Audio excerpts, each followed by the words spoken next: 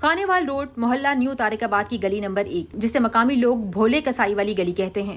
یہاں سوال صرف گندے پانی بند سیوریج ایک خراب گلی کا نہیں، سوال یہ ہے کہ آخر شہری کتنی بار فریاد کریں گے. متعلقہ ادارے واقعی حرکت میں آئے. اہل علاقہ کے مطابق واسا کو متعدد بار شکایات کی جا چکی ہیں، مگر مسئلہ تاحال مستقل طور پر حل نہیں ہو سکا. اور اب معاملہ صرف گلی کی بدحالی تک محدود نہیں، گھروں میں موجود بچوں کی صحت کے حوالے سے بھی تشویش بڑھ رہی ہے. سامنے آنے والی ایک تصویر میں ایک بچے کے بازو پر جلدی نوعیت کے نمایاں دانے اور ابھار دکھائی دے رہے ہیں. تاہم صرف تصویر کی بنیاد پر یہ کہنا درست نہیں کہ یہ علامات سیوریج یا آلودہ پانی ہی کے باعث پیدا ہوئے ہیں. لیکن شہریوں کا سوال ضرور سنجیدہ ہے. اگر گندا پانی اور ناقص نکاسی آب مسلسل موجود رہے تو بچوں اور رہائشیوں کو ممکنہ صحت کے خطرات سے بچانے کی ذمہ داری کس کی ہے؟ شہریوں کا کہنا ہے کہ شکایات کے باوجود اگر مسئلہ مستقل بنیادوں پر حل نہ ہو تو ہر گزرتا دن نئی پریشانی لے کر آتا ہے. سوال یہ بھی ہے کہ اگر سیوریج لائن خراب ہے تو اسے مستقل بنیادوں پر درست کیوں نہیں کیا جا رہا؟ اگر نکاسی آپ کا نظام ناکافی ہے تو اسے بہتر بنانے کی عملی اقدامات کہاں ہیں؟ اور سب سے بڑھ کر اگر شہریوں نے بار بار شکایت درج کرائی ہیں تو ان شکایات پر ہونے والی کارروائی کا ریکارڈ کہاں ہے؟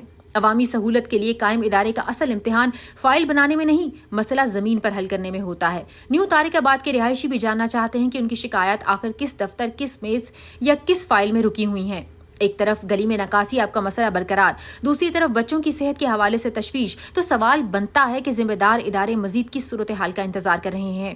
ضرورت اس امر کی ہے کہ واسا حکام فوری طور پر موقع کا معائنہ کریں، سیوریج لائن اور نکاسی آپ کے اصل مسئلے کی نشاندہی کریں، مستقل حل فراہم کریں اور شہریوں کو بتایا جائے کہ ان کے سابقہ شکایات پر اب تک کیا کارروائی کی گئی. کیونکہ عوام کا سوال بہت سادہ ہے، اگر سرکاری ادارے شہریوں کی بنیادی سہولیات کے لیے ہیں تو پھر خانےوال روڈ نیو طارق آباد کے یہ رہائشی اپنی بنیادی نکاسی آپ کے لیے بار بار فریاد کیوں کر رہے ہیں؟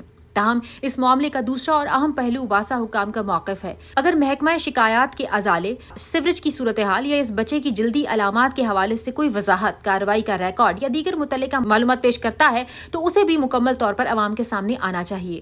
اب دیکھنا یہ ہے کہ یہ شکایت بھی فائلوں میں دب کر رہ جاتی ہے یا واسا حکام واقعی موقع پر پہنچ کر گلی نمبر 1 کے اس دیرینہ مسئلے کا مستقل حل نکالتے ہیں.